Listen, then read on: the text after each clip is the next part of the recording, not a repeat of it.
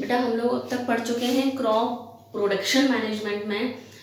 हमने crop production management में manures, fertilisers ये पढ़ लिए हैं बेटा, न्यूट्रिएंट्स पढ़ लिए हैं, माइक्रो न्यूट्रिएंट्स, मैक्रो न्यूट्रिएंट्स, ठीक है।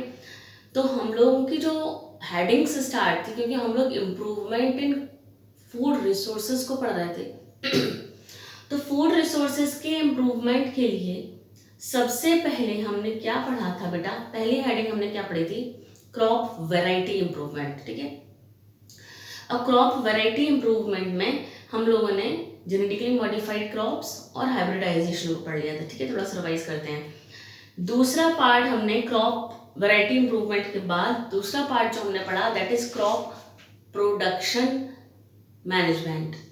Crop production management, crop production management का मतलब है क्रॉप जो लगाई जा रही है उसको किस तरीके से इंक्रीज किया जाए, क्रॉप प्रोडक्शन को किस तरीके से बढ़ाया जाए।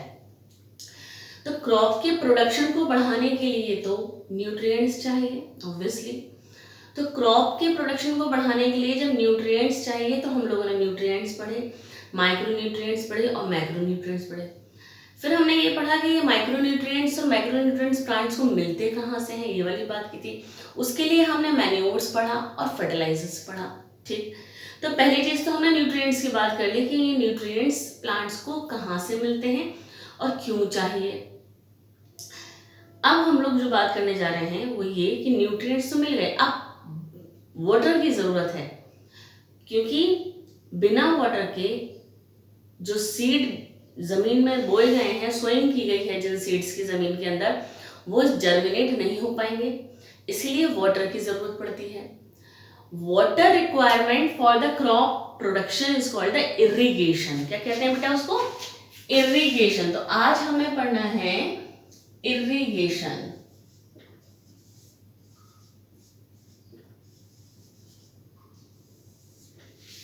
ठीक है। इरिगेशन पढ़ना है। तो इरिगेशन का मतलब है कि water supply to the crop plants, water की सप्लाई क्रॉप प्लांट्स तक, दैट इज इरिगेशन। अब इरिगेशन का फार्मर्स के लिए इरिगेशन का जो मेन सोर्स है, इरिगेशन का जो मेन सोर्स है वो मेन सोर्स इरिगेशन का क्या है बेटा, रेन, रेन, बारिश। वाटर इरिगेशन का जो मेन सोर्स है दैट इज रेन। तो इरिगेशन का मेन सोर्स तो रेन है। सपोज कभी रेनफॉल नहीं होता है, बारिश नहीं होती है, तो क्या होगा, तो फिर ड्राउट की कंडीशन हो जाएगी। कैसी कंडीशन हो जाएगी बेटा, ड्राउट, सूखा पड़ जाएगा। ड्राउट मीन्स सूखा पड़ जाएगा, क्योंकि मेन सोर्स रेन है। और अगर रेन वाटर नहीं है, यानी रेनफॉल नहीं होता है, कभी ऐसा होता है कि बारिश नहीं होती है, तो वहां पर कुछ जगह ऐसे होती हैं जहां पर कि सूखा पड़ जाता है, दैट इज ड्राउट कंडीशन। क्योंकि जो फार्मर्स हैं वो रेन पर डिपेंड हैं, और अगर रेनफॉल नहीं होता है तो ड्राउट की कंडीशन हो जाती है। इसीलिए बहुत सारे ऐसे रिजर्वॉयर बनाए गए, इसके लिए रिजर्वॉयर्स बनाए गए,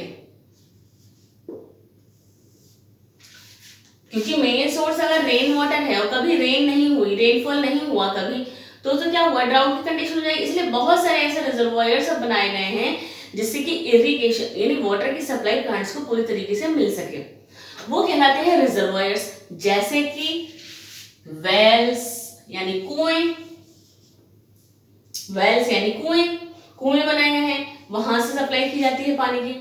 तो ये जो वेल्स होते हैं ये भी दो टाइप के होते हैं, एक तो होते हैं डग वेल्स, एक होते हैं डग वेल्स और एक होते हैं ट्यूब वेल्स। बात समझे बेटा, कुएं, ठीक है। अभी हम इसके बाद सबके बारे में बात करें। ट्यूबवेल तो आपको पता होगा कि वहां पर बनाए जाते हैं जहां पर खेत होते हैं। डग वेल्स वो होते हैं जो कि किसी जगह से लाया जाता है, पानी को खोद दिया जाता है गड्ढा और वहां पर पानी को भर दिया जाता है। जैसे कि नॉर्मल हम लोग जो बात करते हैं कि कुएं जैसे बना दिए जाते हैं, गड्ढे जैसे बना दिए जाते हैं, वो डग वेल्स कहलाते हैं। इसके अलावा कैनाल, एक रिजर्वायर सोर्स ये हो गया, दूसरा हो गया कैनाल्स। कैनाल्स ऐसी बनाई जाती है कि नदियों का पानी कैनाल्स के थ्रू खेतों तक पहुंचता है। एक नदी से कई सारी कैनाल बना दी जाती हैं और वहां खेतों तक सप्लाई पहुंचाई जाती है। क्या पहुंचाई जाती है? खेतों तक सप्लाई पहुंचाई जाती है। कुछ ऐसे खेत होते हैं जहां पर कि जो फसलें लगाई गई हैं वहां खेतों तक कैनाल्स नहीं जा पाती हैं, तो वहां पर क्या करते हैं, नदियों का पानी डायरेक्टली उन खेतों में छोड़ा जाता है। डायरेक्टली जिस खेत में नहीं जा पाता, तो वहां पर नदियों का पानी डायरेक्टली उस खेत में छोड़ा जाता है जहां पर कि कैनाल्स नहीं जा पाती है बेटा। तो जहां पर कैनाल्स नहीं जा पाती हैं उसको बोलते हैं रिवर लिफ्ट सिस्टम। क्या बोलते हैं? जहां पर कैनाल नहीं जा पाती हैं, डायरेक्टली नदियों से छोड़ा जाता है पानी को खेतों में, that is river lift system. क्या कहा जाता है उसको?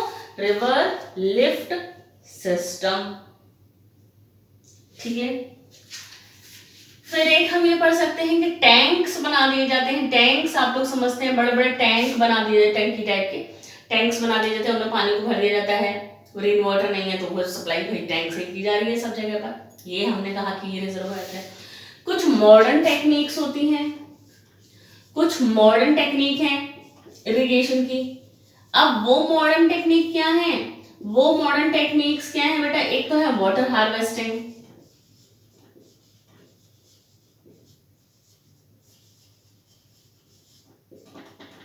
एक मॉडर्न टेक्निक है वाटर हार्वेस्टिंग। वाटर हार्वेस्टिंग आप सभी ने सुना होगा बेटा, rain water harvesting. Rain water harvesting सुना होगा ना, rain water harvesting. Rain water को कलेक्ट कर लिया जाता है और उसको यूज किया जाता है। बहुत बड़े बड़े रेन वाटर हार्वेस्टिंग कलेक्टर्स जो होते हैं वो बनाए गए हैं, जैसे कि बारिश का पानी होता है उसको इकट्ठा करके रख लिया जाए, छतों पर पानी को भर लिया जाता है। इस तरीके से आपने पढ़ा होगा बेटा रेन वाटर हार्वेस्टिंग का। दूसरी modern technique water shade harvesting.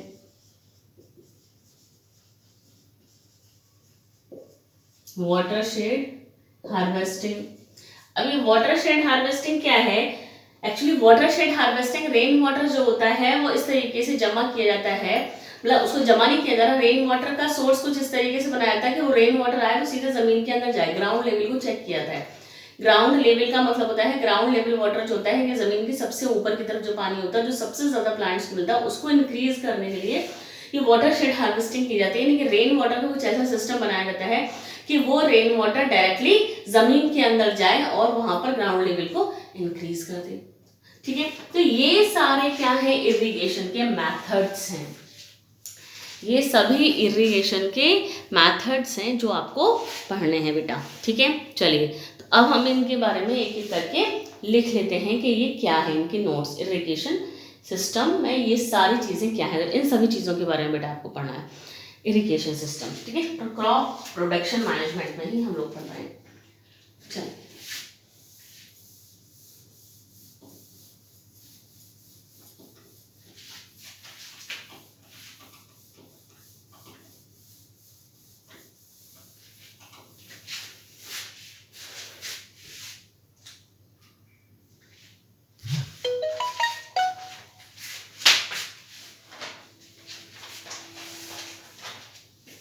Irrigation लिख लीजिए, the supplying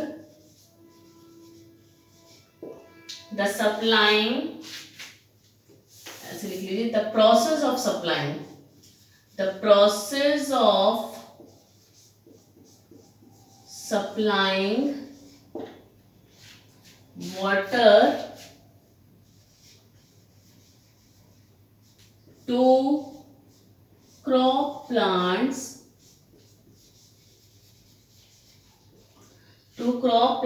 in fields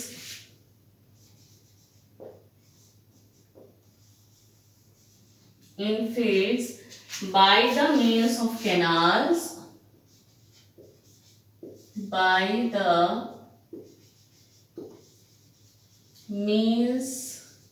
of canals, reservoirs,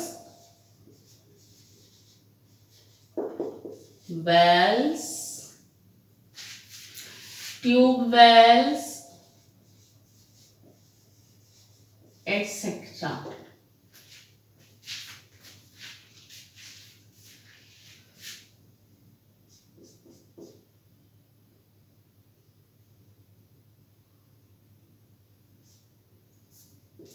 In India, the success of crop in India, the success of crop mainly depends on timely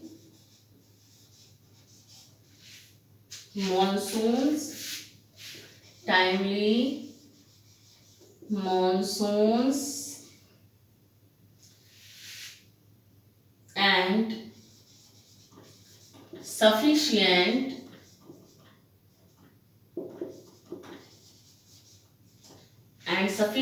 rainfall spread.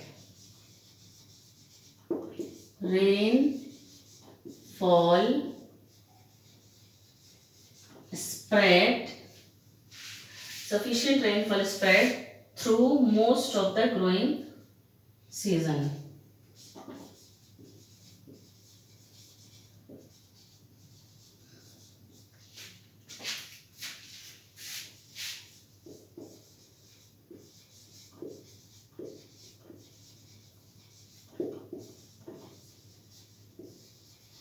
Through most of the growing season. ठीक है.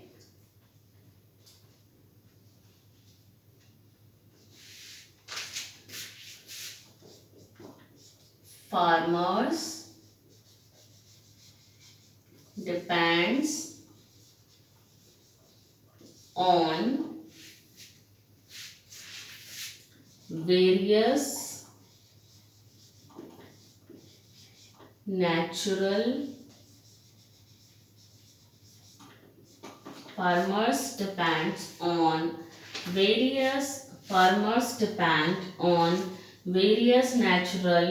resources like ponds,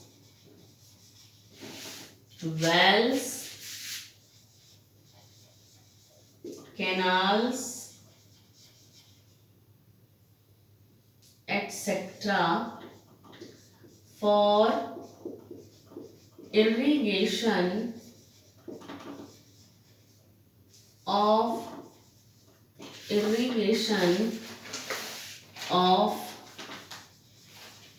their farms. ठीक है. देखिए बेटा,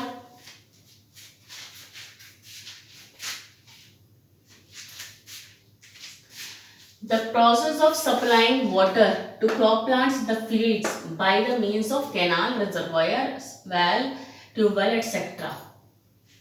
ठीक है. ये क्या है? इरिगेशन की definition. The process of supplying water to crop plants in fields by the means of etc. means of canals, reservoir, well, tubewell etc. is called, लिख लीजिएगा, is called irrigation. तो ये irrigation की डेफिनेशन है आपकी, क्योंकि ये पूछते हैं व्हाट इज इरिगेशन. ठीक. तो वाटर सप्लाइंग को ही इरिगेशन कहते हैं. क्रॉप्स में वाटर सप्लाइंग की जाती है, that is irrigation. In India, the success of crops mainly depends on timely monsoon and sufficient rainfall. Timely monsoon अगर आ जाता है तो किसानों को बहुत ही अच्छा रहता है, क्योंकि उससे रेनफॉल अच्छा हो जाता है, टाइम से हो जाता है. And rainfall spread through most of the growing season. और ग्रोइंग सीजन यानी कि जो क्रॉप्स का ग्रोइंग सीजन होता है, उस ग्रोइंग सीजन में जब क्रॉप्स बड़ी हो रही हैं तब उनको वाटर की बहुत ज़रूरत होती है. तो उस टाइम पर अगर ग्रोइंग सीजन में अगर उनको वाटर सप्लाई अच्छी मिल जाती है, रेनफॉल हो जाता है, तो उनकी क्रॉप्स बहुत अच्छी हो जाती हैं. Farmers depend on various natural resources like pond, well, canal etcetera for irrigation for their farm. क्योंकि जब कभी रेनफॉल नहीं होता है तो किस तरीके से वो अपना वाटर सप्लाई देंगे क्रॉप्स को, उसके लिए पॉन्ड्स, वेल्स और कैनाल्स ये बनाए जाते हैं। ठीक है, अब हमें इन सभी रिसोर्सेज के बारे में पढ़ना है। वेल्स, ट्यूबवेल्स, टैंक्स, जो भी आपको मैंने अभी समझाए हैं वो सारे ही जो रिसोर्सेज हैं, वाटर रिसोर्सेज, उन सभी के बारे में आपको मैं अभी नोट्स लिखवा दूंगी बेटा। वो सभी वाटर रिजर्वायर्स हैं जहाँ पर कि पानी को इकट्ठा किया जाता है।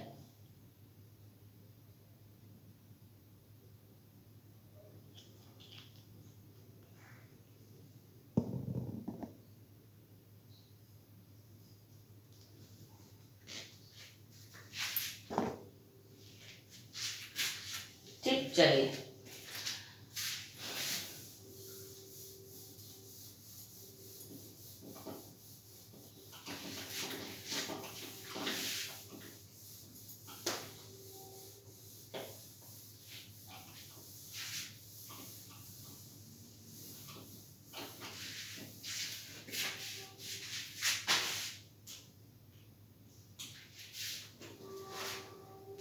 तो सबसे पहले हम लिखेंगे Wales.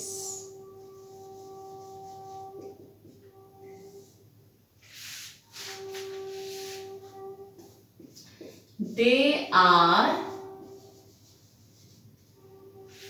constructed. They are constructed wherever groundwater is present. Wherever groundwater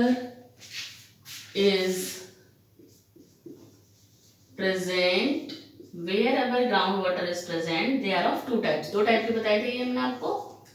They are of two types. दो टाइप के होते हैं। नंबर वन, डग वेल्स।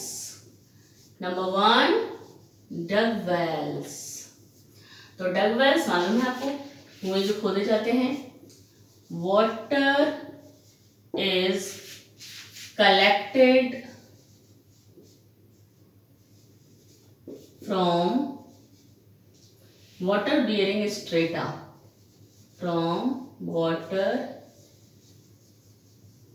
bearing strata, यानी किसी एक जगह से पानी को गड्ढा खोद लिया जाता है, कुआं जैसा बना दिया जाता है, उसमें पानी को भर दिया जाता है। दूसरा होता है ट्यूब वेल्स। ये सभी ने सुना होगा बेटा, ट्यूब वेल्स गांव में होते हैं। Water can be drawn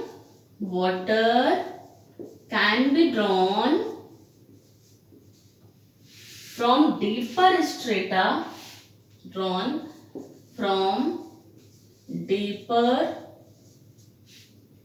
strata, using pumps.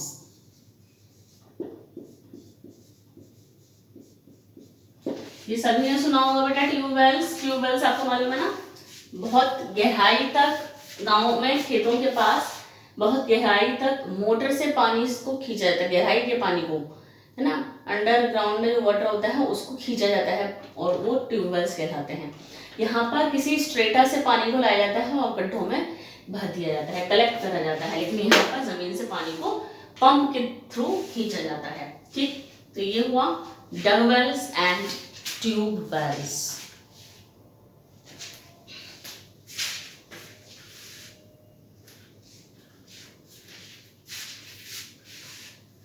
तो हमने पहला पढ़ा वेल्स, अब हम लोग पढ़ेंगे कैनाल्स। नंबर 1 लिख देते हैं, नंबर 2 लिख देते हैं, कैनाल्स। ठीक है, they are an elaborative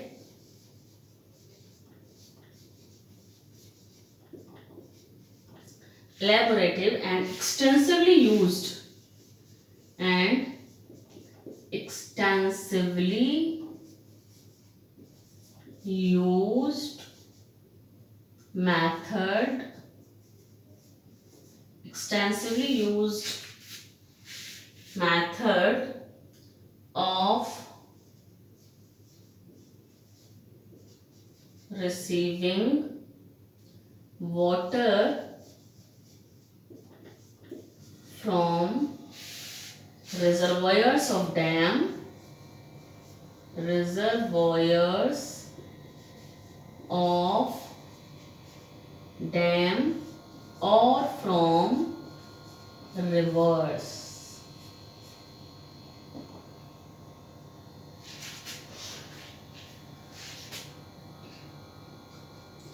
The main canal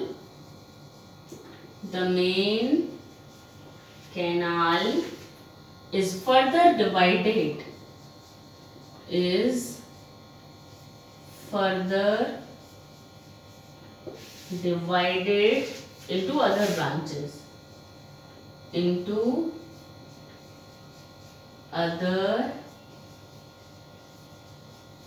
branches, that have distributaries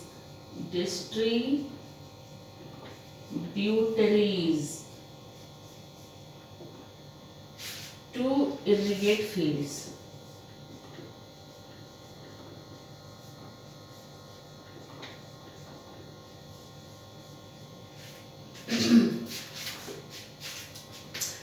ठीक है।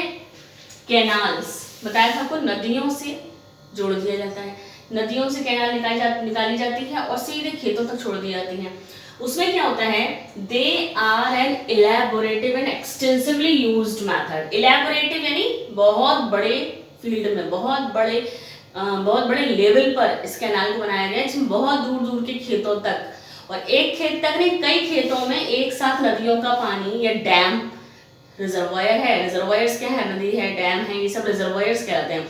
तो ये जो रिजर्वायर्स है, यहाँ से नदियों से या डैम से पानी से एक कैनाल निकाली जाती है और उस कैनाल की कई सारे ब्रांचेस कर दी जाती हैं छोटी छोटी, और उन ब्रांचेस को अलग अलग बहुत दूर दूर के खेतों में यानी फील्ड्स में भेजा जाता है। इसीलिए लिखा हुआ है दे आर इलेबोरेटिव यानी बहुत बड़े फील्ड में, एंड एक्सटेंसिवली बहुत विस्तार मतलब बहुत फैला हुआ है ये, used method of receiving water from reservoirs of dam और फ्रॉम रिवर, डैम या रिवर से एक कैनाल निकाली जाती है। The main canal is further divided into other branches. Main canal एक होती है, फिर उससे छोटी छोटी ब्रांचेस पतली पतली निकाली जाती है, जिससे कि खेतों में पानी जा सके, सारे ही खेतों में। Other branches that have distributaries to irrigate fields, वो अलग अलग फील्ड में भेज दिया जाता है। तो कैनाल इस तरीके से इरिगेशन का काम करती है। तो हमने वेल पढ़ा, कैनाल पढ़ा, ठीक है। चलिए अब पढ़ते हैं रिवर लिफ्ट सिस्टम बताऊंगी इसके बाद आपको। फर्स्ट कैनाल पढ़ा, फर्स्ट वेल्स पढ़ा, सेकंड कैनाल पढ़ा, third is river lift system. Third हम लोग पढ़ने जा रहे हैं resource, water resource. Main water resource तो आपको याद रखना है, मेन वाटर रिसोर्स तो रेन वाटर ही है, रेन है, बारिश है। मेन वाटर रिसोर्स तो रेन है, लेकिन अगर कभी रेन नहीं होता है तो ड्राउट हो जाता है, ड्राउट की कंडीशन आ जाएगी, इसीलिए ये सारे सिस्टम को इरिगेशन के लिए यूज किया जा रहा है, ठीक है। चलिए तो तीसरा हम लोग लिखते हैं बेटा रिवर लिफ्ट सिस्टम। मैंने आपको बताया था जहां पर कैनाल नहीं जा सकती हैं वहां पर नदियों को पानी डायरेक्टली उन खेतों में भेजा जाता है। River lift system,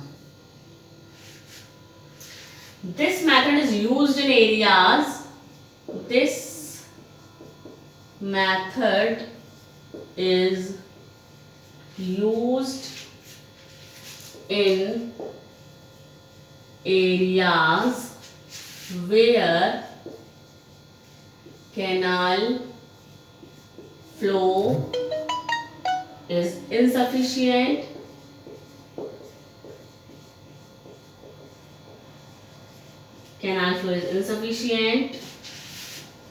or irregular due to insufficient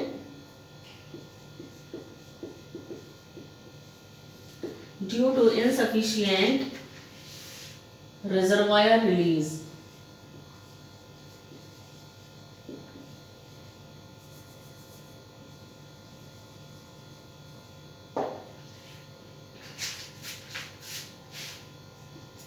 here water is directly drawn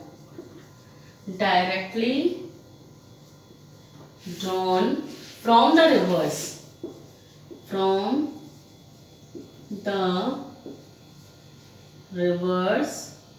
for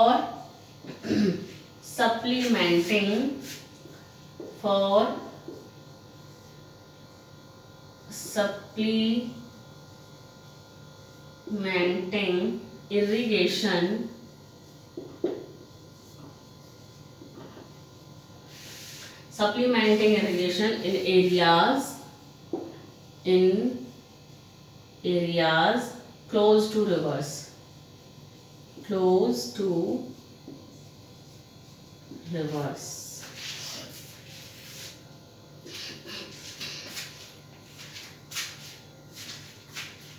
ठीक है, तो रिवर लिफ्ट सिस्टम वहां यूज किया जाता है जहां पर कैनाल्स नहीं जा सकते हैं, कैनाल का पानी नहीं जा सकता.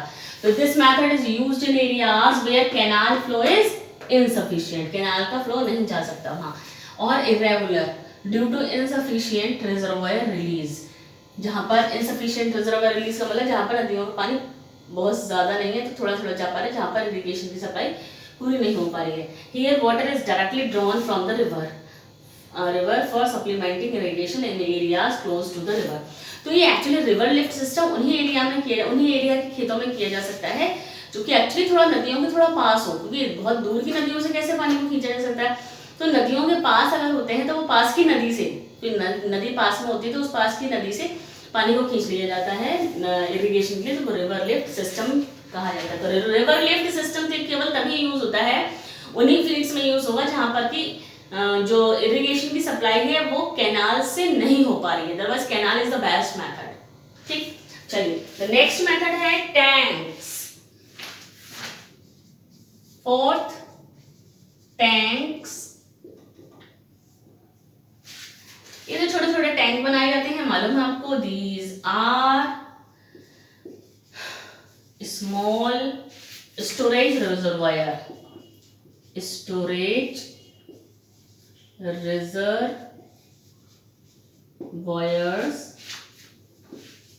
which catch and store the runoff of smaller catchment areas.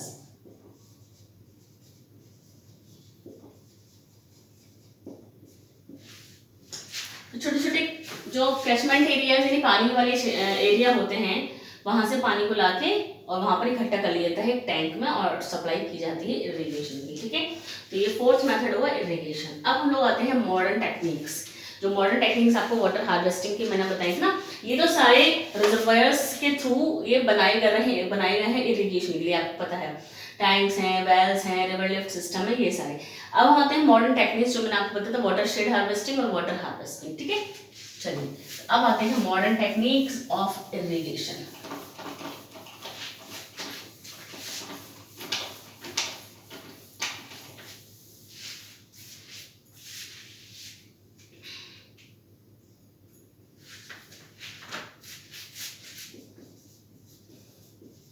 Modern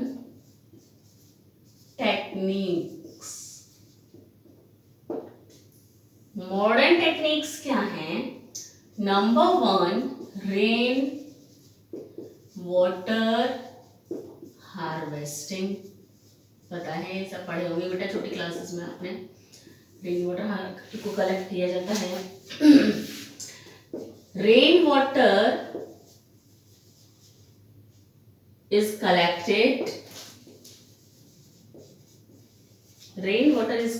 into ground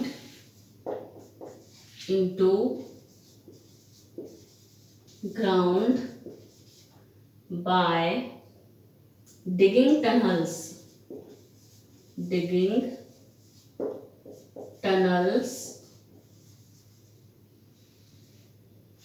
etc. etc. This water percolates into the soil, बारिश का पानी सीधे सॉइल में जाए, thus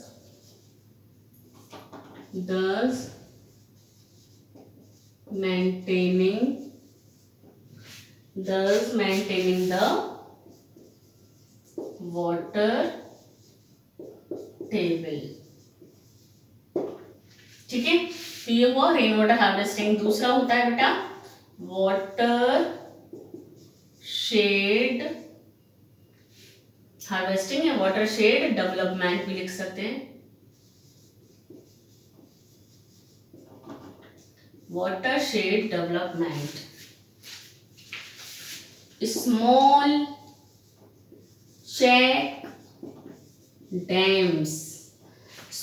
check dams are built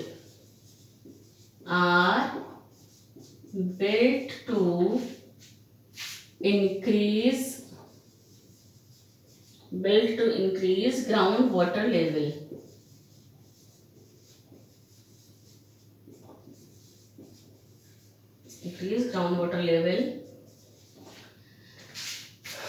The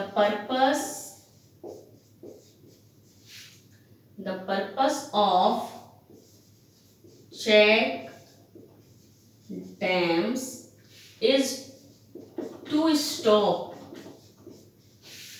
the rainwater from flowing away and also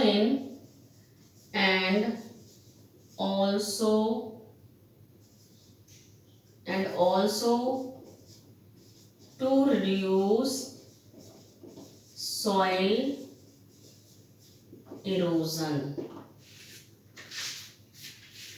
ठीक है, तो ये है वाटर शेड डेवलपमेंट। क्या है ये? Water shade development. ठीक, ये मॉडर्न टेक्निक्स है। रेन वाटर हार्वेस्टिंग जानते हैं आप लोग, रेन वाटर को कलेक्ट कर लिया जाता है और फिर भेजा जाता है, वाटर टेबल को बढ़ाया जाता है। वाटर शेड डेवलपमेंट, छोटे छोटे डैम्स बनाए जाते हैं और सॉइल एरोजन, जैसे कि बारिश का पानी सीधे उनमें जमा हो जाए, और रेन वाटर जो है वो जमीन के अंदर से आ जाए, जिससे कि वाटर टेबल इंक्रीज हो। वाटर टेबल वो पानी है जो कि हमारे सॉइल की सरफेस के सबसे नीचे रहता है। That is water shade development and rain water harvesting. ये मॉडर्न टेक्निक्स हैं। ठीक है, चलिए नेक्स्ट लेक्चर में हम लोग बेटा इरिगेशन के एडवांटेजेस पढ़ेंगे और फिर हम लोग मॉडर्न टेक्निक्स पढ़ेंगे, पैटर्न पढ़ेंगे क्रॉपिंग पैटर्न्स। ठीक है, तो नेक्स्ट लेक्चर में हम लोग इरिगेशन के एडवांटेजेस और उसके बाद क्रॉपिंग पैटर्न, कौन कौन से क्रॉपिंग पैटर्न होते हैं, किस तरीके से फसलें लगाई जानी चाहिए, ये पढ़ेंगे बेटा।